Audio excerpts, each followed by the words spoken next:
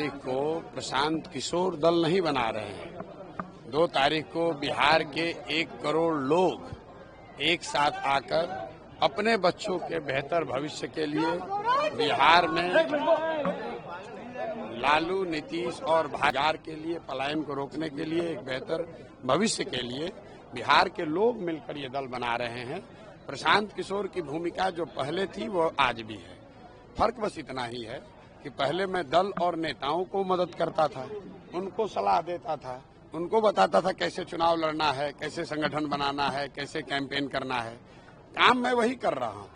अब फर्क इतना ही है कि दल और नेता को छोड़कर हम बिहार की जनता को ये सलाह दे रहे हैं। और जो आप देख रहे हैं, अभी 28 तारीख को यहाँ बैठक हुई, आज बैठक है और ऐसी 7 बैठकें होंगी जो 1.5 लाख से ज्यादा लोग जो इसमें सक्रिय भूमिका में हैं, या यूथ क्लब चला रहे हैं, संगठन चला रहे हैं, वो लोग जुटेंगे, बैठेंगे और 2 तारीख को सब मिलकर 1 करोड़ सदस्यों के साथ इस दल की नींव रखी जाएगी, जो अपने आप में इस देश के इतिहास में पहली ऐसी घटना होगी जब दल बनने से पहले, दल बनाने के बाद लोग जुटा लें वो अलग बात है, यहाँ 1 करोड़ बिहार के लोग मिलकर दल बना रहे हैं, वो पहली ऐसी घटना होगी और 2 तारीख को आप उसको देखेंगे। बिहार में पहले से पॉलिटिकल डोमिनेंस वाली पार्टियां है सर, आप कितना कॉन्फिडेंट है कि 25 में आप लोग जीत कर आएंगे, जैसे कि आप भैया बोल रहे हैं? ऐसा है कि जनता के सामने कौन है? जन बल के आगे कोई बल है नहीं। आपने देखा जब हम लोगों ने जन स्वराज पदयात्रा शुरू की थी, तब एक छोटा सा एमएलसी का चुनाव हमने लड़ाया था, निर्दलीय किसी साथी को, वो चुनाव जीत कर आए। अभी रुपौली में चुनाव हुआ है, वहां देख लीजिए कहाँ गए जातीय समीकरण, कहाँ गए इन दलों का वर्चस्व। जिन दलों के जातियों के आंकड़े 1 लाख थे, उनको 30,000 वोट मिला है।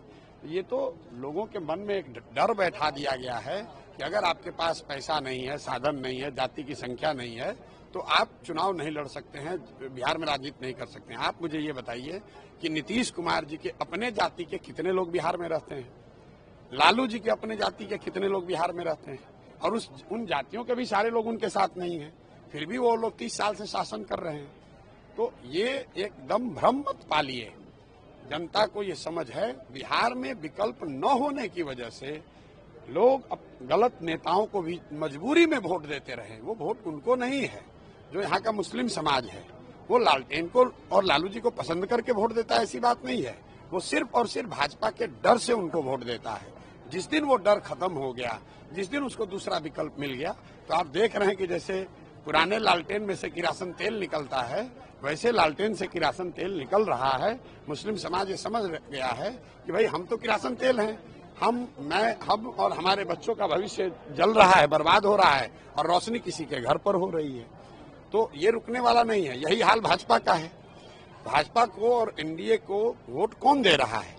जितने लोग उनके पक्ष के वोट देने वाले हैं, उससे ज्यादा वो लोग हैं जो लालू जी के डर से उनको वोट देते हैं। आप पत्रकार हैं, आपको इसकी बात ज्यादा बेहतर समझ है।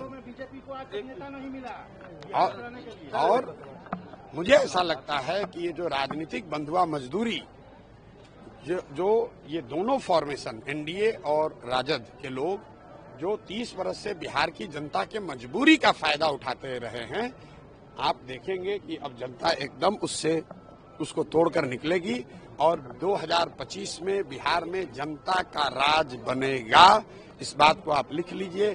आज तक चुनावों को लेकर जितनी भी भविष्यवाणियां मैंने करी हैं, कभी गलत हुई नहीं है, ये भी गलत नहीं होगी। और यहाँ हम खाली सर्वे नहीं कर रहे हैं, 2 बरस से गांव-गांव चल भी रहे हैं। तो जो भी भगवान ने मुझे शक्ति बुद्धि दी है, जो मैं देख समझ पा रहा हूँ, बिहार में लोग इस बंधुआ मजदूरी से, राजनीतिक बंधुआ मजदूरी से, लालू के डर से भाजपा और भाजपा के डर के लालू को वोट देने के चक्रव्यूह